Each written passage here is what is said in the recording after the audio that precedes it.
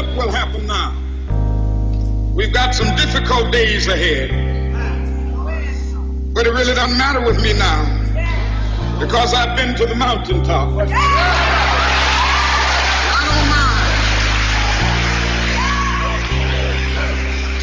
Like anybody, I would like to live a long life. Longevity has its place.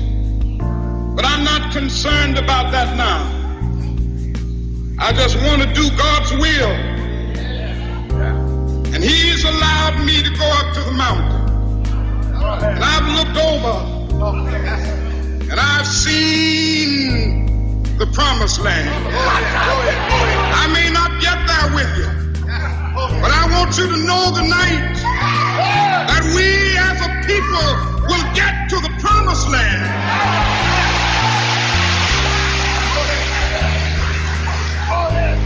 So I'm happy tonight. I'm not worried about anything. I'm not fearing any man. Mine eyes have seen the glory of the coming of the Lord.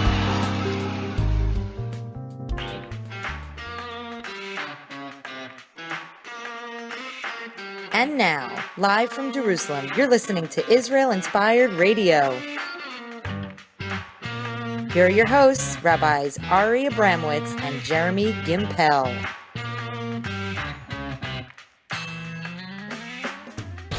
Shalom, you are listening to the Land of Israel Network on thelandofisrael.com. Heartbreaking words. That always touches me. I always get goosebumps listening to the prophetic words of Reverend Martin Luther King, because that was his last speech that he gave before he was shot and killed.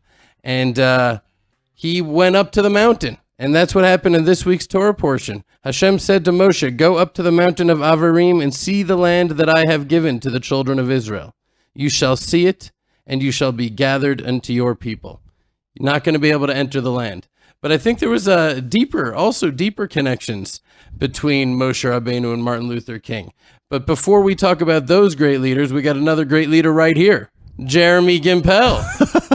Well, thank you, Ari. That's good company, huh? Very nice company. I appreciate you. So what do you feel when you listen to that Martin Luther King speech? You know, often when I speak to younger audiences, I talk about many times Martin Luther King Jr. References back to the story of the Jewish people. And he talks about breaking the bondages of slavery and traveling through the deserts and climbing the mountaintop and peering into the promised land. And it's almost as if the story of the Jewish people inspired the civil rights movement in the United States, of the concept of Adam Nivra B'Tselem Elohim, that man was created in the image of God, and it doesn't matter what color your skin is, but all man was created in the image of God. And to think that the story of the Jewish people for so many thousands of years has shifted global consciousness, has changed the way the world sees humanity, the way the world sees each other, and the Jewish people continue to change the world. Well, I also think there's a reason that out of all the civil rights leaders, there's Martin Luther King Day, because he was the most successful. And why? Because he was, in my opinion, even though I really have grown to a certain affection for Malcolm X, which is a little curious because he wasn't the biggest fan of the Jews, but there's something about him I deeply respect. But Martin Luther King saw the good in, he said to America, "You're better than this. Look at your own words." I think the parallels between Moshe Rabbeinu, when it was clear that he was not going to enter the land, he says, "May Hashem appoint someone who will go out and come in before them, who will take them out and bring them in." And so I was reading that. It's like really sort of curious wording. What does that mean to take them out and bring them in? And Rabbi Weiss brings Rabbi Zweig's explanation. He says that a leader has two roles: to lead by example, as well as to direct the people as to what needs to be done. Right? Leading by example, they both did that. Moshe gave up on privilege and position of royalty for Am Yisrael. He suffered for them. He took responsibility for their sins. Right? Remember, he said, "Macheni na mesifrecha." If you're going to erase this people, God, erase me too. And Martin Luther King, not only did he suffer for the cause, but he died for his cause, and he also led by example. And so there's a certain power to that type of leadership. But it's also meaningful for me because as I was reading this here, it was right on my balcony, my mirpeset, and I'm looking over at the very mountains that Moses looked into the land from, right? It's right here. It's right here. We're looking back at him from inside the land. And I would think about that. Maybe in some ways he was looking into the land and also looking into the future, seeing what Israel would eventually become. Because even in the words of the Torah, it says twice that the Jewish people will be exiled from the land and will be restored to the land. And Moshe is the one that wrote these words. So he had a vision of not only entering into the land in the times of Joshua, but entering into the land in the times of Nefesh B'Nefesh. And he was able to see what Israel would be. And so looking back at him where we are right now is just marvelous. Right. And he was the greatest of all prophets. So they say in a sort of skin-tingling Dvar Torah idea that when the prophets entered the land, they prophesied and saw all of the blood and wars and horror that were going to happen to the Jewish people there. And what Rav Shlomo says is that they didn't realize at the time that that was because of them. The spies. That was because of the spies, all those things that were going to happen because of what they were just about to do. But they allowed the vision of the outcome to so terrify them that they brought about that outcome themselves. Interestingly enough, but Moshe, it's rational, logical to think that when he looked into the land, he saw the entire thing from the beginning to the end, not only geographically, but also chronologically. And one of my favorite Torah ideas that I love to share when people come out here to the farm is that the Bach, he says that why did Moshe want to enter the land? To eat the fruits of the land of Israel. You can't eat the soil, the actual earth of the land that we know has sparks of tremendous holiness. So when you eat the fruits and the grains of the land of Israel, you are integrating that into your system. Every 7 years, our body is regenerated based on what we eat. So when you eat the fruits and the grains of the land of Israel, your physical body becomes the land of Israel. But I actually thought of something the other night that was even deeper than that. Why is that so perfect? Because at least for me and my understanding of my Jewish experience, it's that in the exile, my Judaism was an external, more superficial part. It was one of the different descriptions. Yes, it was always a very central one, but it was one of the many things that I did. It wasn't like the totality of me. I didn't live and breathe it. But here, when at least for me, and I believe the Jewish people in general, when we're in Israel, it becomes a holistic, integrated totality where we connect with the land and to our Jewish identity and to God and to each other in such a deeper, more holistic way than we could ever do simply by intellectually learning things and feeling it. It's a product of actually being here on the land itself. You know, you talk about exiled Judaism, and I think that the quintessential exiled Judaism is Reform Judaism. You know, Reform Judaism was established in the 1800s by German Jews, and their entire purpose was to leave the Jewish people, to leave the nation of Israel. They erased the return to Zion, to rebuilding Jerusalem. They made started their ceremonies resemble those of churches more. Right. The rabbis started dressing up like Christian priests. The synagogues were built in a way to just allow them to be Germans of Mosaic persuasion. And now Reform Judaism is in this, just articles and articles are being written all of the time now about their claim to the Kotel, to the Western Wall, and how they want to change the Jewish way of worship, which has, you know, been this way since the times of the temple, that men are on one side and women are on another side, creating a certain level of modesty and focus in prayer and not checking each other out at our holiest site. And I just find it, well, this is going to be a little bit politically incorrect, but I find it infuriating in the hypocrisy of it all. I mean, the Reformed Jews that did see Judaism as just like, yeah, I'm a Yankees fan, I'm an American, I also, by the way, I have this Reformed Judaism thing that maybe I'll go to synagogue once a month, but they systematically erased Israel, Jerusalem, being a Jew from their theology.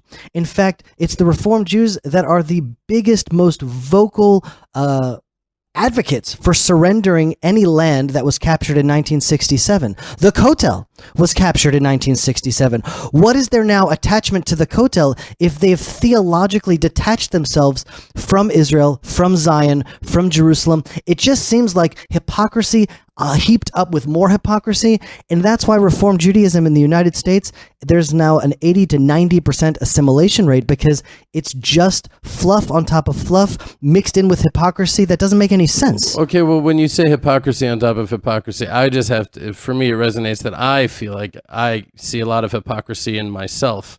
And these Reform Jews, literally, what more can you expect? They've never gotten any authentic Torah concepts taught to them, authentic Jewish education. Everything that they've been taught is simply built in to that worldview, from their bar mitzvah, which is just a symbolic ceremony that costs $150,000, where they bring in Snoop Dogg to rap, and they're like, well, that's Judaism. Well, no, because I'm saying I don't disagree with your point. I actually think it's quite insightful, but I think we need to be more generous. Well, I would say that the Reformed Jews, generous isn't even the word, it's compassionate. I pity them. I'm so sad that they've been robbed of 4,000 years of heritage, that they don't know the first thing about what it is to be a Jew. To be generous, to understand that, yes, you're right, they've been robbed, but there's something inside them that's still like, I'm not going to just walk away from this. I'm going to be a Reformed Jew. There's something in their soul that's like, I am a Jew, and I'm going, this is the way it makes the most sense to me. I understand it now, it manifests to me, but at least they're not just like, I don't care. I think my words were more directed at their political leadership than the actual Reformed Jews themselves. It's the blind leading the blind. That's the truth. That's the truth. We have many, many Jews from around the world listen to our show. Christians listen to our show. I would bet that you could take the average Jew or Christian listener on our show, rabbi, pastor, or not, and they would be able to out-Bible the average Reform rabbi. I mean, there's just so much confusion. There's so much confusion. You know, Donald Trump I just heard an interview that he did with Huckabee, and Huckabee asked him about the embassy. Listen to this. The embassy was moved from Tel Aviv to Jerusalem. I was there. It was as surreal a moment as I've ever witnessed. You made that promise. You kept that promise. What was it that just made you decide to do what no other president, even though they had promised it as well, what made you decide, I'm going to do this because I said I would? Well, the embassy was a big thing, but it was for many presidents before me, and everybody campaigned that they were going to move the embassy to Jerusalem, and nobody did it. And I never understood why. I really never did. I knew there would be pressure, but I never understood. But I do understand now, because 2 weeks before I did it, when the word was out that I was going to do it, I was called by so many countries saying, please don't do it. I mean, I was called, actually got to a point where I said, I'll call you back in a week, because I didn't want to have them tell me don't do it and then I do it, because I was going to do it. It was a campaign promise. I thought it was very important. And you know who really likes it the most are the evangelicals. I'll tell you what, I get more calls of thank you from evangelicals, and I see it in the audiences and everything else, than I do from Jewish people. And the Jewish people appreciate it, but the evangelicals appreciate more than the Jews, which is incredible. But it's not a surprise, though, Mr. President, because evangelicals are people of the book, and they believe that you kept a promise that was fulfilling really 3,000-year-old commitment to recognize Jerusalem as the capital. I think it's a nice thing to say, because it really, I mean, you know, it really affects Jewish people in theory more. Yeah. But as you say, people of the book, okay, yeah. People of the Bible. But the evangelicals really appreciate it, and that makes me feel good. But nobody did it. I never understood why. As soon as that second week hit up, and once I did it, it was something very special. It's an important event. You know, polls were taken, and it said that the majority of American Jews were not happy with the embassy move to Jerusalem. And that's like exactly what we're talking about, how the American Jewish community... I think it was 30% that actually supported it. Yeah, 30%. And so... And in Israel, 80%. And if those statistics are wrong, someone has to show me, because I was sent links to exactly those numbers. But, you know, that's... but I was reading an article just yesterday that it started off and I thought it was one thing, and then when I found out what it actually was, it blew my mind. Okay, I was so shocked and surprised by it. It's by this guy, Angus Johnson. I'm pretty sure he's a Jew from the infuriatingly insane tone of the article. And I say that with all love in my heart. But he was talking about an American professor named Henry Cadbury in 1934, and he urged the Jews to be civil to the Nazis. Right now, I thought this article was going in the direction that makes the most sense to me, is that why do leftist Jews turn against Israel? There were parties that were saying Jews for Hitler and support Hitler in some sort of hope that if they side with the enemies of Israel, that somehow they'll be exempt. They'll be the good Jews. But that's not what he was saying. He said, so this professor, he quoted, said, by hating Hitler and fighting back, Jews are only increasing the severity of the policies against them. So he spoke for civility. And this Angus Johnson, he went on to parallel Hitler to Trump, saying Jews should learn from this and should not be civil and have to stand against Trump no matter what. And, comparing Donald Trump to Adolf Hitler? Get to Adolf Hitler. It's like unbelievable. The president that at least I must throw my hat in the ring here and say he has been the best president to Jews. I mean, you heard what he said. The nations are calling him. The reason that he said all of these presidents wanted to move the embassy, but they didn't, is because when it actually came down to it, they didn't have the fortitude and the strength and the character to stand up to the world when the whole world is saying, don't do this. They're But like, what do I find care? that part And the most interesting. I love it. Why was the whole world calling President tell you Donald why. Trump to say, no, don't move the embassy. Don't move the embassy. What is their So obsession? I'll tell you what I think the obsession is, and it's not some sort of sinister Jew hatred. I don't think so. I think it's just a pragmatism. It's like, do we want the powder keg of the Middle East to explode? Do we want a world war? Don't move the embassy. Just things are not. There's not a global war with mass casualties of hundreds of millions in nuclear war.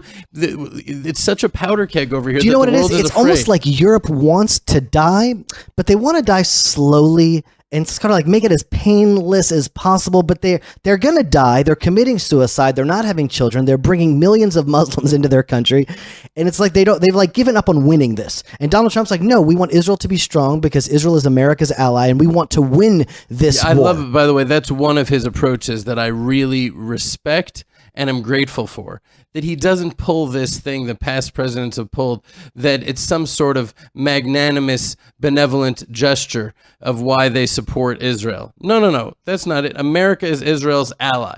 Yes, there's shared values, but there's also shared interests. And Israel is critical for America on military front, strategic front, intelligence front, on many different fronts. And it's much more of an eye-to-eye respectful relationship. At least that's the feeling I get with Trump.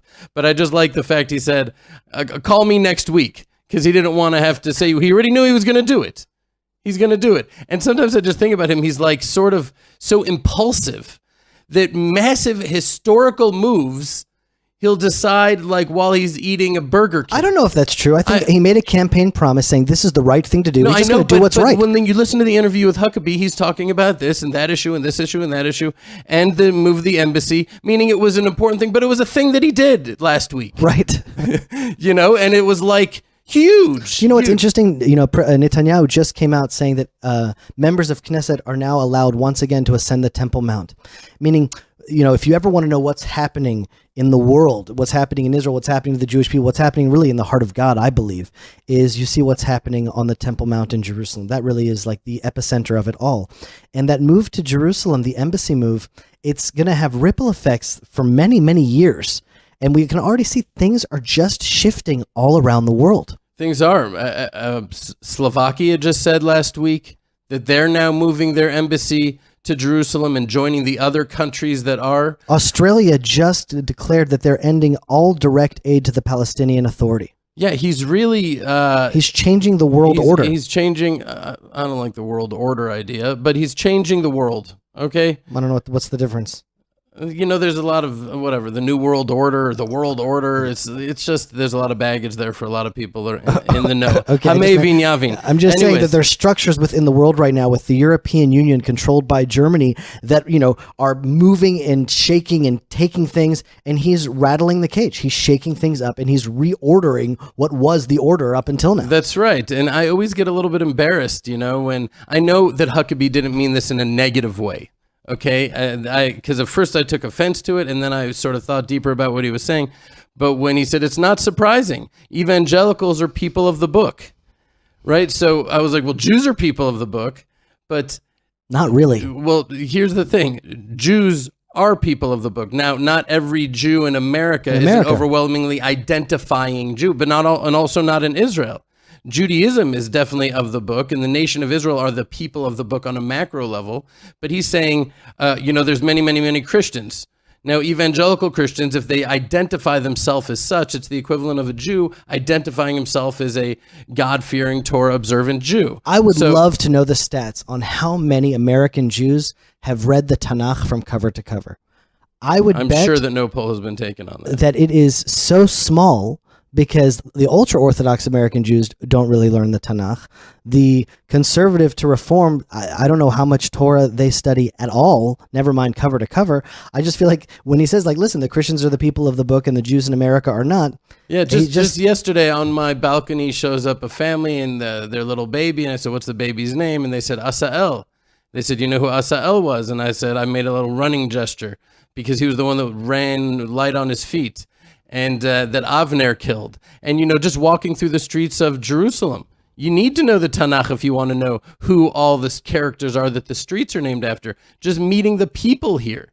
The people that pull out names from the Tanakh, from the deepest, most obscure places, and share deep reasons why those are their names, which is why this article is so twisted.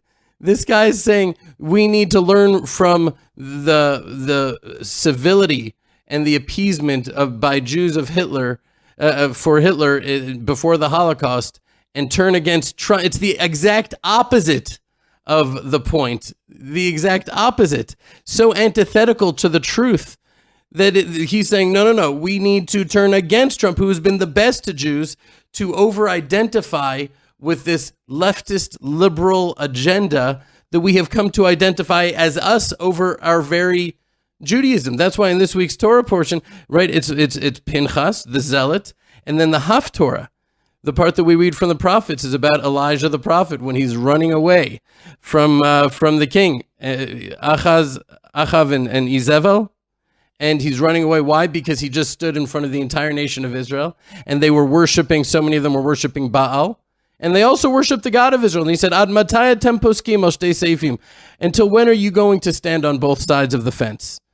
Right? That's what I feel like these American Jews aren't only standing on both sides of the fence, they've jumped to the other side altogether, and they don't even know that they're on the other side. Well, here's, that's the tragedy. It says that the first redemption is a blueprint for the final redemption. And it says that, Chamushim alu b'nei Israel me'eretz Mitzrayim, that we went up armed. And then Rashi says Chamushim is only 1/5. And if you look at the assimilation rate of American Jews today, it's about 80%. And it seems as though there is this process of elimination, that it could be that this 80% of the American Jews in another generation or two are really just meant to disappear into the nations. And then maybe in some point, they'll marry some Christian, and then that Christian person will realize, oh my goodness, my father or my grandfather was a Jew. I mean, we meet so many people like that now. Just every time I hear that type of talk, which is not infrequent, I have an internal natural aversion that is so overwhelming that is almost the conviction of, I don't want to say like prophetic, but it feels like I just know that that's not a relevant comment in another generation or two. We don't have another generation or two of being in America. We just don't. I could be wrong here, but I feel so overwhelmingly strong because also when you look, this is an interesting study I'd like to do. The level of assimilation in countries that have hosted Jews throughout the years, and at what level of assimilation does the host country turn against the Jews, right? Because at a certain point, it's a tipping point and a nation just disappears into history and assimilates, and that's just the way the natural order goes. But as that's happening to Jews who often are running at top speed with their arms open to embrace the assimilated idea and to leave their Judaism behind, when it gets to a certain tipping point, like in Nazi Germany, 70% of Jews were intermarried. They were in the arts and the sciences and the government. They were so deeply integrated into German society. You could tell if they were a Jew, if they were more patriotic to Germany than the average German. Yeah, but there's something that's different about the United States than Germany or Spain. Of course, there's many differences. But it's pretty fundamental, meaning all of the other exiles of the past, the countries had very strong national identities as Germans, as Spaniards. In America, it's a country of immigrants where people are coming from Mexico and from China and from all over, integrating into this big pot called the United States. It's always different. So of course there's different, but to me, just replace nationalism with ideological. The world is being globalized, and the parties, the camps are really, the dust is settling, and it's people with conservative biblical values and those that are leftist and liberal and are more humanist and not nationalist or religious. Those are the different camps. So instead of saying nationalism, shift it with leftism.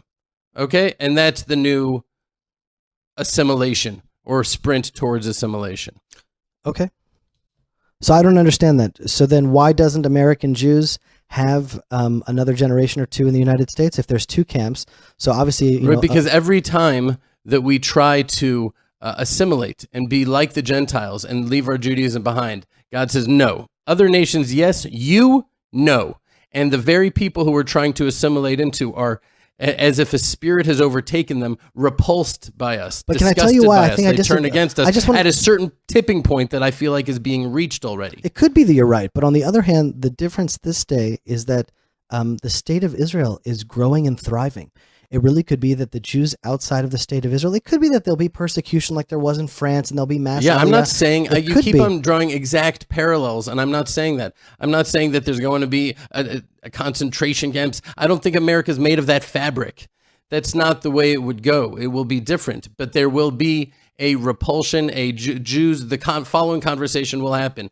But I believe I'm with you. So what if I'm a Jew? You're going to not let me be a part? I believe in your cause more. I'll fight with you. No, you're a Jew and you have dual loyalties and a push towards forcing Jews into their Jewish identity, and which will bring them into a greater aliyah. I don't know how things will play out, but I feel very strongly that it's going to turn back on them, and we don't have the next generation, the next 10 years is not going to resemble the last 10 years. That's what I'm saying. That things are going to be different moving forward, that we're in a time of tremendous volatility, and to talk about 2 generations from now as if things will just continue on. We talked about the black swan idea also, that the external global events shift the very course of nature and to extrapolate time into the future as if it's just going to all continue without any exogenous events. That's all I'm saying. Now, before we move on, because there's just, lately I've been really dipping into the Torah portion for strength. We believe that the events of the Torah portion very much are influenced and integrated and woven in with time, where we're at, what the actual week looks like. So I feel like I'm able to get strength from that. But I just wanted to check in with you, because this is a pretty big transition. We haven't seen each other much this week because you have been with your family, packing up your life. My whole life. Your whole life. We're having a big yard sale today, giving away so much stuff that we've collected over the years, because we're getting ready to move to the mountain. Moving to the mountain. Yeah. Moshe wanted that more than anything. Yeah. It's you talk about this week's Torah portion, and there was a moment where I just very much identified with Pin Haas, where Pin Haas just saw what needed to be done, and it's like, I'm not going to think this through. I'm just going to go and do it. I know what's right. The Rambam talks about serving God in the highest manner, and the Rambam says, "Oseh et haemet mipnei shehi haemet." Just doing the truth because it's the truth, not because you're looking for some sort of reward in the world to come, or not because you think that you might get punished if you don't, but just doing what's right because it's right. Right. So I'm so glad you said that, because someone just asked me last night. We were talking about the parsha, and he said, "Would you do what Pin Haas did?" So for me, I've had to think about it. I said the answer is, if I felt it in my heart that sort of finger of Hashem touch that I've on this journey through life, and especially since living out here in the hills of Judea, I've been like, oh, that's a God feeling. I need to go with that intuition right there. It's hard to put, you can't describe it in words, but if you're led to do something, you know in your heart this is what you need to do, you don't run it through the filter of your brain first. Well, so here's the challenge that I'm going through at this point in the game, is that let me just guess, and then you tell me. Okay. Because I look at you, and I feel like you are now in the point after Pinchas killed the Cosby and Zimri, and before any consequences happen yet. And you're like, I just did that because you're already in. You've already jumped over to the other side. It's been done. Your house is sold. Legally, the police will evict you from your home if you don't leave in 3 weeks. This has happened already. So although you're not living out here yet, it's already happened. Is that sort of where you're at? Yeah, that's exactly where I'm at. There's the Midrash talks about Avraham, having this God moment where he's called to bring up Isaac as a sacrifice in Jerusalem.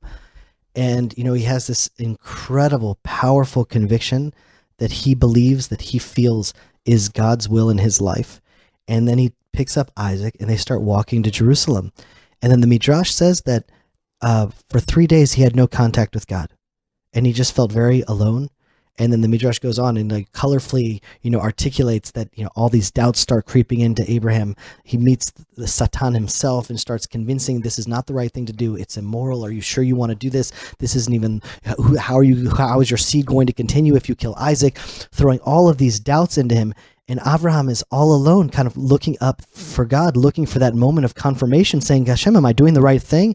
And Hashem leaves him totally alone, just walking for 3 days with no confirmation, with no encouragement, with no sense of where did that God feeling go?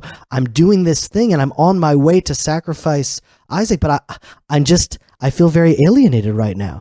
And so, I've jumped in, I've done this Pin Haas moment trying to follow the truth of what I believed was the right thing for me in my life. But at this stage in the game, I feel very alone. I'm having these moments where I wake up in the morning and I'm just overwhelmed with fear and anxiety.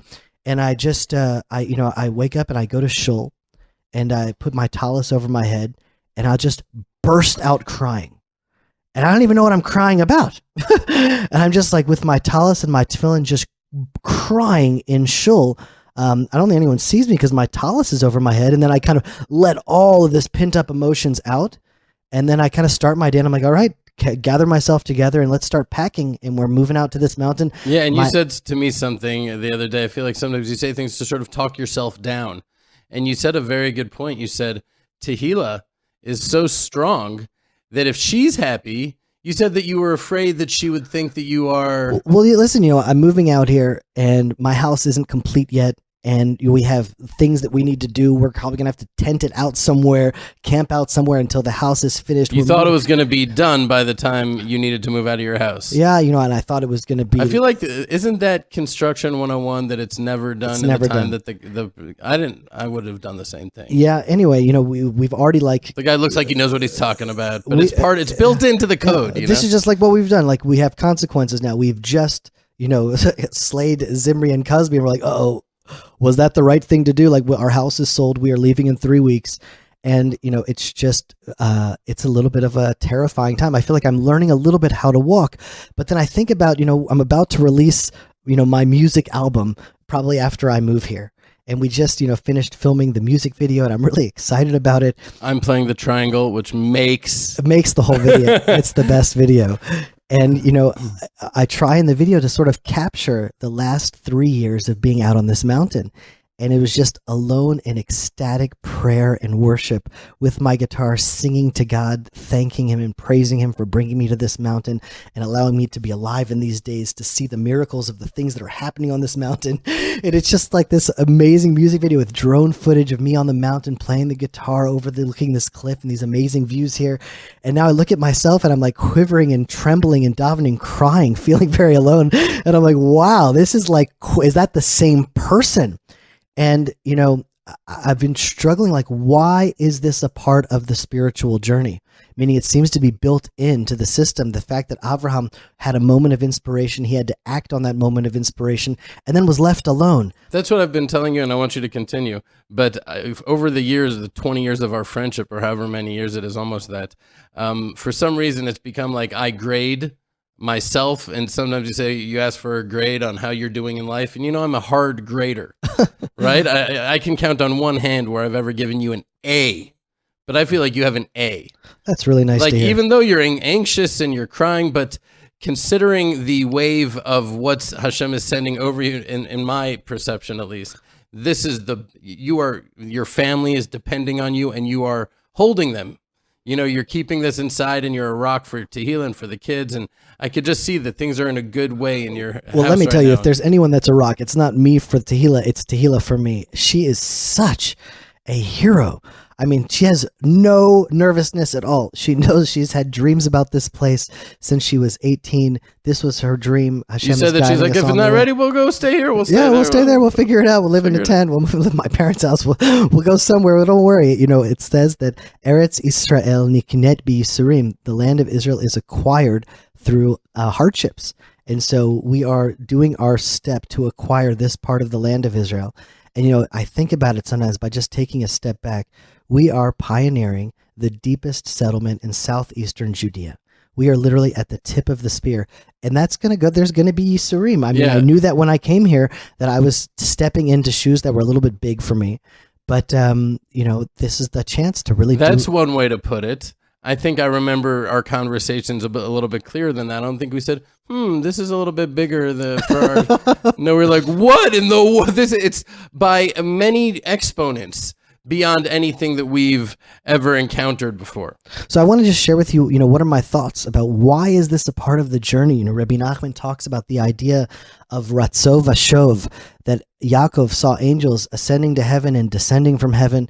And Rabbi Nachman teaches that our relationship with God is in a constant waxing and waning. Times of closeness where you have ecstatic prayer on a mountaintop, and then times of sadness where you feel so distant, alienated, and alone. And I was like, well, what is the purpose here of these times of being alone? And I feel like right now, there's a lot of doubts that are creeping in. There's a lot of fears that are creeping in. And I feel like there's a time now that I'm able to serve Hashem lishma, where it's just serving God for the sake of serving God. That without doubt, then of course I'm doing it. I'm with God. I'm with Olam Haba. I'm with the world to come. I have all of these things, but when I feel all alone, it's almost like serving God within a place of doubt is allowing me to really serve God truly. For the sort of Kabbalists out there, I would say the point you're at now is you're raising the sparks from the lowest places that they've fallen.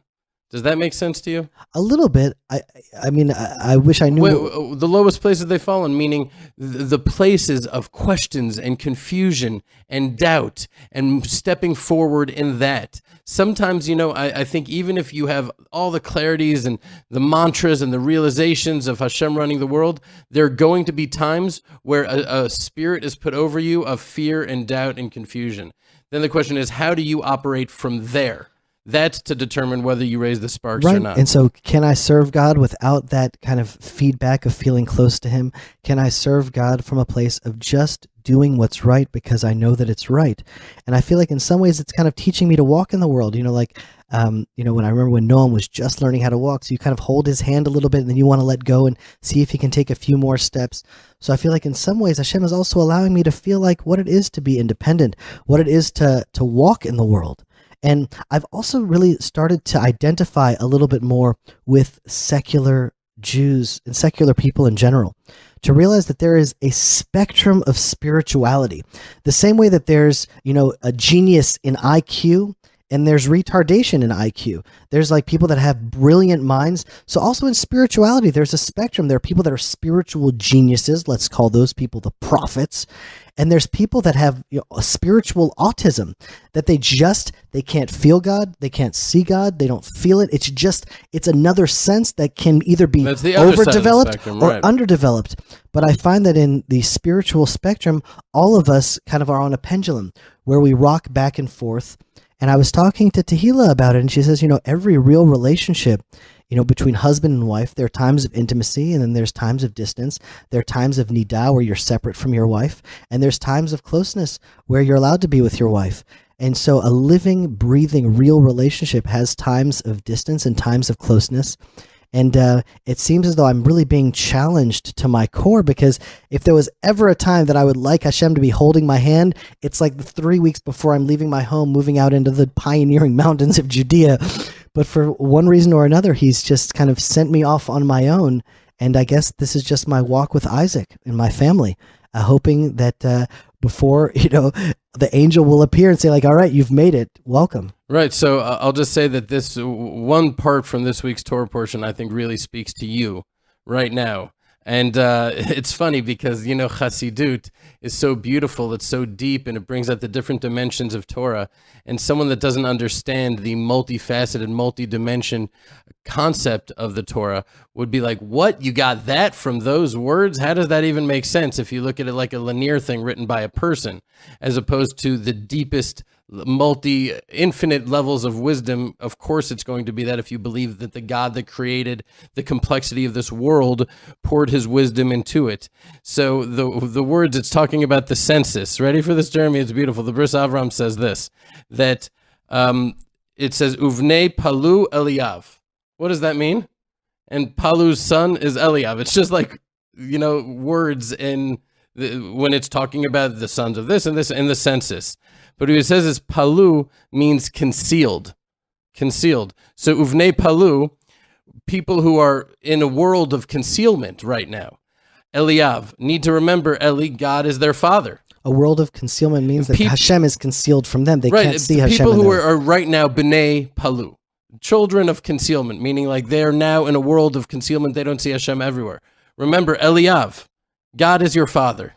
So, in Shir Hashirim, it says that Hashem is mashkiach min hachalonot, matzitz min hacharakim, right? That he's observing us through the windows and peeking through the crevices or the cracks in the wall. And, sometimes you read this stuff and it just sounds poetic and like they just wanted to make more sentences. But when you understand that that's maybe how I would write a poem to just sound poetic, that's really not. There's different ideas being conveyed here. So when you're observing through a window, so let's say your father is observing you through the window. You see him and he sees you. You see each other through the window. But when he's peeking through a crevice or a crack in the wall, you look at the wall, you don't see him, but he sees you. And not only that, when he's peeking through the crack and you don't see him, and he's focused more on you than when he's looking through the window. Because there's no peripheral vision. No peripheral vision. It's all on you. And that's what I think it's important to remember right now, especially during this move. That while you may not feel it and see Hashem's hand right now, A, it's not your fault. And B, he is focused more on you. He's more with you than when you may feel it. Yeah, I really find the marvel and wonder of the perfect balance for free choice. That Hashem reveals himself just enough for us to have emunah, and just enough for us to actually feel totally alone, independent, and alienated in this vast universe. It's like the perfect thin veil that is the perfect balance for us to really live an independent life with the option of peering into the other world. Right. And, I've been, sometimes we critique each other's presentations when we bring groups out here and people out here. And you said to me something yesterday that got me thinking. You said, you always tell people when they tell you, oh, Ari, what self-sacrifice, what mesirut nefesh that you live out there, that you live out here. And that's true. People say that to me, like, wow, you live out here, what self-sacrifice? And then I respond and say, zero. There's no self-sacrifice in living out here. And so from you said to me, from maybe a material place, you feel that way. But on other levels, you are suffering too. You are sacrificing for this place when it comes to a lot of the stresses of this place, the trying to keep the place afloat, the fundraising, there are challenges, deep, significant challenges, maybe not on the conventional creature comforts, but on other levels. And that's why I just want to touch into for a second. I want to touch into what happened to Pin Haas, because it's such an interesting thing. He killed Cosbi and Zimrat, the Midianite women, were coming in at Bilam's advice to seduce the Israelite men, because when they understood that wars and military strategy isn't going to work, the only thing that's going to work against Israel is attacking them spiritually and interfering with their relationship with Hashem and turning Hashem against them. That's the only thing that will work. So the Midianite women came in to seduce the Israelite men, and in the middle of the camp, this prince from the tribe of Shimon is fornicating with Zimri, this Midianite princess, and Pin Haas goes and kills them both. Now, he's a prince from the tribe of Israel. This is royalty that he's dealing with. He didn't think about what are the consequences of this. It was sort of David-like when he was like, who is this uncircumcised Philistine speaking against the armies of the living God of Israel? There was no like, well, what's he going to do to me? What's going to happen to me? Pin Haas was so overwhelmed with the injustice, not the injustice, the desecration of God's name that's happening here right now, that he wasn't thinking about consequences. He felt that thing in his heart. And what did he get for it? The covenant of peace and the kahuna, priesthood. And they're both so illogical, because think about why the covenant of peace, it's so obvious why that's such a strange thing to get for killing two people. Because, there were people that were claiming, oh, he was a descendant of Yitro, and Yitro was an idolater who was more zealous, and so it was from a place of violence that he did that. That's why the Torah tells us that it was Pin Haas all the way back to Aaron, right? Because he is the son of Aaron. The Torah was saying that. But who was Aaron? Aaron was an Ohev Shalom and Rodef Shalom, someone that loved peace and pursued peace, but he didn't actually get the covenant of peace. What are the stories? He used to go to a husband and say, listen, when they're fighting, there's about to be something bad that happens in a marital relationship. He goes to the husband and says, your wife really loves you and she misses you and she's really sorry. And then he goes to the wife and says, your husband is really sorry. And they come together and they make up, right? He sort of fudged things a little bit on the truth. He would sacrifice truth for peace. That's what Aaron did with the golden calf, right? He built a golden calf, even though it was idolatry, in order to keep peace in the camp. So he pursued peace, but the totality of peace, we understand, is is sur merav oseh tov, right? Did I say that? Sur merav oseh tov? Vaseh tov is stray from evil, hate evil, and love good. There's two sides of things. And it's much more difficult for Jews in general to err on the side of the judgment part of it. It's much easier to fudge the truth for peace because we're people that just want peace.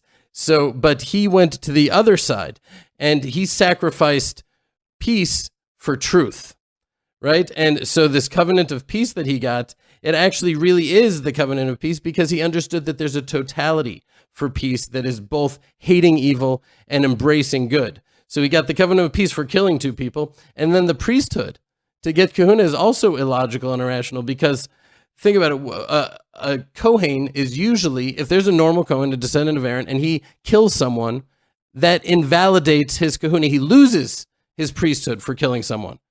And now Pin Haas becomes a Cohen for killing someone, right? It's just totally the opposite. So why did he get priesthood for something that would normally invalidate a priest? I don't know what I'm saying, okay? It's just thoughts that I was having, and much of it is inspired by Rabbi Khan. But what is the job of a Cohen who brings a sacrifice to bring atonement for the nation and for the Jewish people and for individual Jews? That's what a Cohen does. And that sacrifice, Pin Haas sacrificed in some way Zimri, right? The blood of the evil is like a sacrifice. I know that sounds extreme, but there was a sacrifice. But even, what do I think the real sacrifice was? He sacrificed his comfort zone. Obviously this wasn't something that was easy for him or that he wanted to do. That's why, just like you selling your house, you did it before thinking, are we going to have security? There's no fences. There's no alarms. I have 6 kids. It's a building site. There are Arabs there. There's all of these wonderful, wonderful, valid, rational, pragmatic contentions that you could have taken into account. But you just said, I am just doing this, which is why when I tried to talk you out of it, not to talk you out of it, but just to give you the devil's advocate, you got mad at me. You're like, I don't want to hear it. This is just what's happening. You remember the little conversation I had with Tehila about that, where you got upset at me for that, but I understand. But the point is, he went outside of his comfort zone. But for those who said, oh, he just was a zealot, we have the other side. And this is one of the things that people don't realize, that Pinchas actually went into the land of Israel. And when the tribes settled down, right, on the east side of the Jordan, there was Reuven, Gad, and Chatzi Menashe. Reuben, Gad, and half of the tribe of Menashe. And this is not a midrashic thing or a rabbinic thing. You just open up to the 23rd chapter of the book of Joshua, where it tells what actually played out there, is that the tribes set up an altar there. And of course, this was right after Moses' warnings. And this was fresh in their minds about all the danger of Israel and idolatry and how that would be the worst thing ever. And the rest of the tribes see that they built an altar, and they were going to wipe out those 2.5 tribes. They were going to have a civil war. So they sent Pinchas down there to investigate. And he went and he had a conversation with them, and he said, oh, no, this is not an altar for foreign sacrificing gods. This is like a memorial, symbolic altar. And he came back and said, and there was no war, not one drop of blood was spilled. Now, if he was a zealot, jumping to the sword every moment, he would have just moved to action and that's it. But no, he actually prevented, meaning that whichever way you want to say that his nature was predisposed him to being, he went the other side too. He expanded the range of his attributes. And that's what Rav Shneur Zalman of Liadi says, that he's the head of Chabad, and he says this about Chassidut, but really the Torah in general, is that the whole idea is for man to transform the nature of his character. That's it. That's what we need to be able to do. That's the calling. And that's why I think he became a Cohen, the priest, because he sacrificed his natural predisposition to act for God. That was not what he would naturally do. So then I think, what natural character attributes do we need to overcome as a nation, as individuals, and as people? Now get this, okay? I'm pretty sure this was from Rabbi Kahn, but hinted to this thing is the number of people that died in the plague that Pinchas stopped. You remember how many people? No. 24,000 people died in the plague. Now you know where else 24,000 people died? Pinchas's great-grandfather was Levi? No, not great-grandfather. Not his grandfather, his ancestor. The founder of the tribe was Levi. And Shimon was the ancestor of Zimri, the person who, and what do we remember about Shimon and Levi? That the city of Shechem, right, the prince of Shechem, his name was Shechem, he raped Dinah, and he wanted to marry her. And we don't know the backstory about what happened there, but he wanted to marry her, and they said, circumcise yourselves, and on the third day after the city circumcised themselves, they slayed the entire city, 24,000 people. Interesting, right? 24,000 people died in that when they slayed the city of Shechem, and 24,000 people died in the plague that Zimri caused by being with Cosby. That's not a coincidence. Definitely not. And then 24,000 people also died with Rabbi Akiva's students. 24,000 people died. So now this is sort of where I'm going off on my own thing, my own thoughts, but I was thinking, what is like connecting this? And Rabbi Kahn definitely helped me on this, but I think I may have taken it.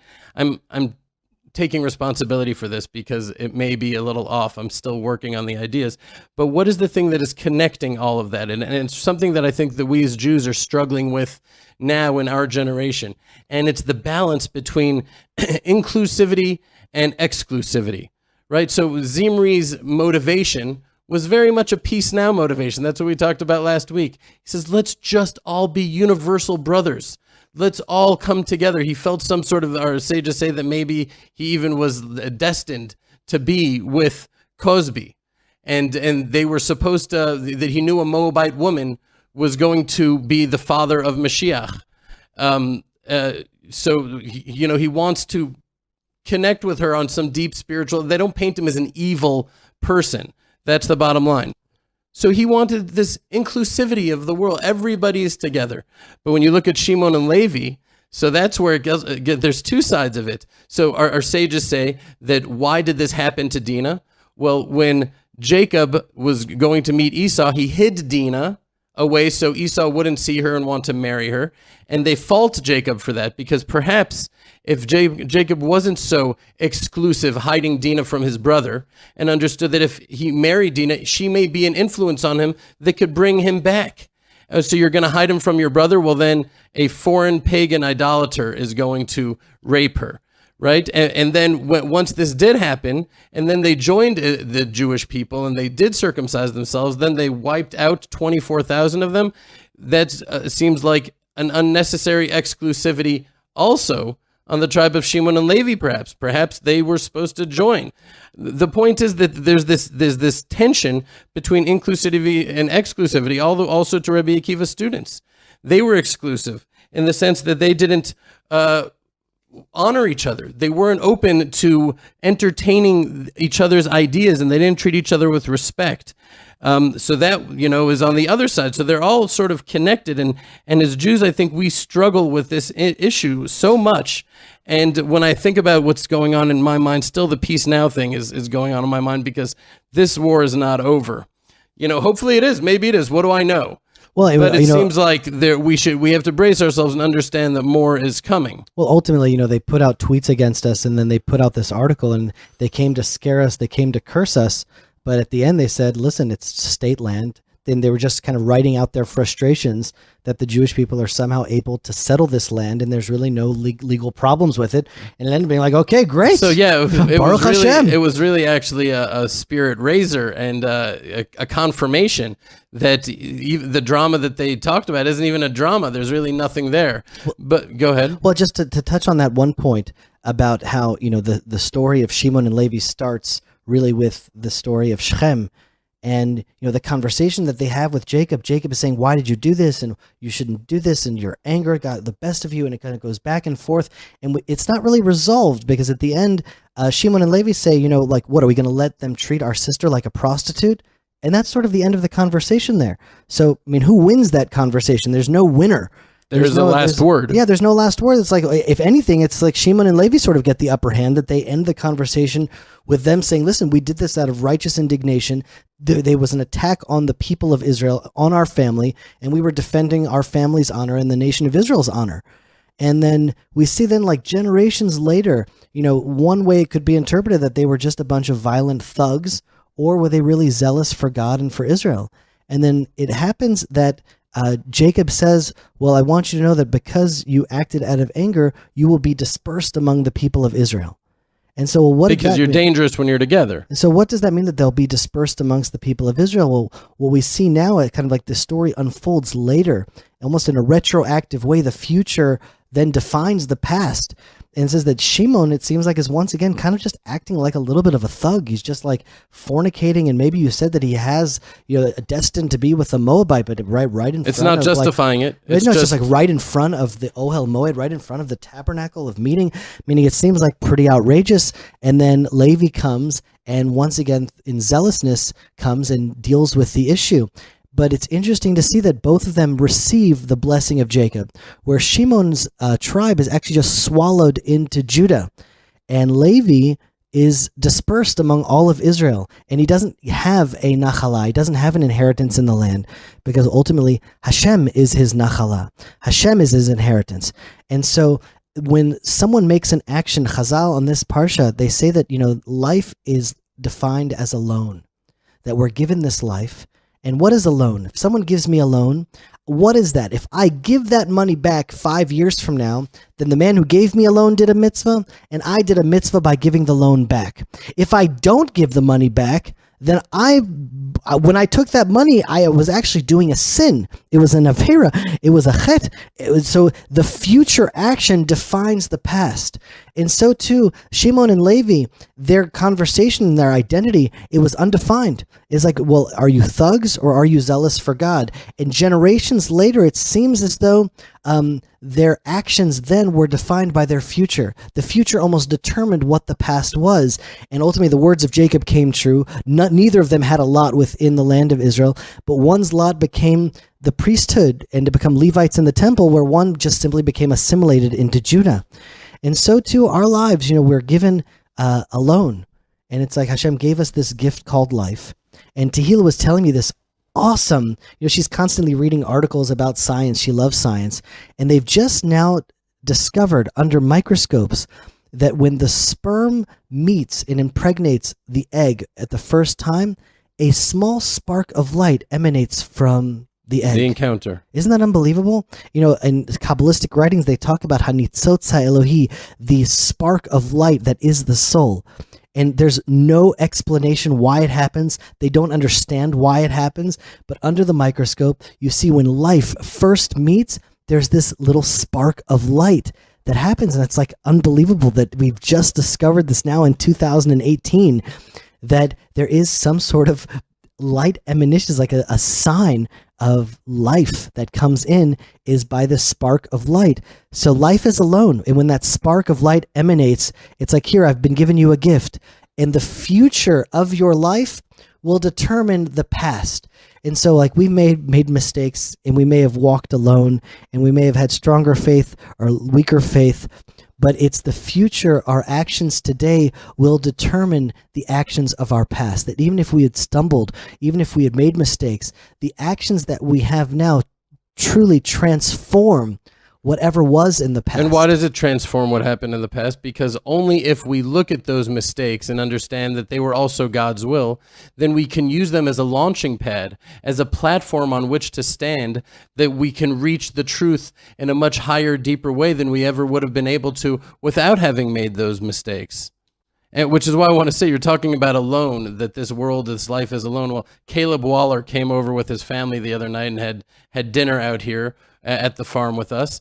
And he said something when I told him about the challenge you're facing. He said it reminds him of a Jim Elliot quote. I don't know who Jim Elliot is, but he said, "A man is no fool to give up what he cannot keep to gain what he cannot lose." And that really, it resonated as true, because yes, you could theoretically lose this place that you're giving up your house for, but the motivation, the service of it is something you can never lose. And that's what really matters. And that's what I was talking about Pin Haas sacrificing his nature for exactly that, this inclusivity, this exclusivity idea. Even Abraham, our sages say, the thing he struggled the most was with the idea of the Brit Milah, the circumcision, because then at first it was his mission to bring Hashem to the whole world and everybody and all of mankind. And now with this circumcision, he's becoming a tribe and a nation, and it's no longer the universalism that he thought it was. And so there's this tension from all the way back then with the circumcision between the universal desire in the heart of every Jew and the tribalistic loneliness, the individuality that is the Jewish nation, where we're not the same as everyone else. And that's exactly, this peace now thing. It's the same idea. And the truth is that we need to be able to hold both at once. We're a nation, which makes us different and separate, but we have a mission to bring Hashem to the world, which ultimately will bring true peace to the world, because when you bring Hashem to the world, you understand we're all brothers. So there are lines and there are boundaries, and we have to be inclusive but principled in our inclusivity. If Zimri was so sure that he was meant to be with Cosby, then he should have married her in the proper way, right? Have a conversion and married her and done it within the guidelines of what Hashem has laid out before us. The minute we start taking it in on our own and running with it to a degree where there's no principles, there's no fear of Hashem, and it's our own will and the way we think things need to be. So that's one of what do I think the national character trait that we need to overcome is the need to always be loved. And I think that's what we'll end the show with right now. We feel like we need to have the world love us. And because of that, we err on the side of inclusivity, even when it comes to sacrificing our own interests, our own relationship with Hashem, our own identity. We need to first and foremost come together and love each other and love Hashem and keep his words. And through that, the light will come out and our love will overflow to the nations of the world, and Mashiach will come. Please, God, may it be soon in our days. Ari Abramowitz here. You can reach out to me, Ari@thelandofisrael.com, Jeremy@thelandofisrael.com. We always love to hear from you. We had emails flooding in from our last show. I have not had an opportunity to respond yet, but please know we read them all, and I plan on responding to them, and I'm sure Jeremy does as well. So thank you for being with us, and Hashem should keep all of you strong and guide your footsteps. Shalom, shalom. And we believe in the state of Israel, we believe in the army, and we hope they won't continue to make mistakes. But that doesn't stop our belief. We have the tremendous privileged part of Israel coming back to itself. This week on Rejuvenation, I speak with Tammy Zilbersheim, whose family was thrown out of their home in Netzarim in that terrible summer of 2005. Where did they go? Are they still connected to Israeli society? Baruch Hashem, we celebrate Yom HaAtzmaut, and my children serve in the army very proudly. Join me for a personal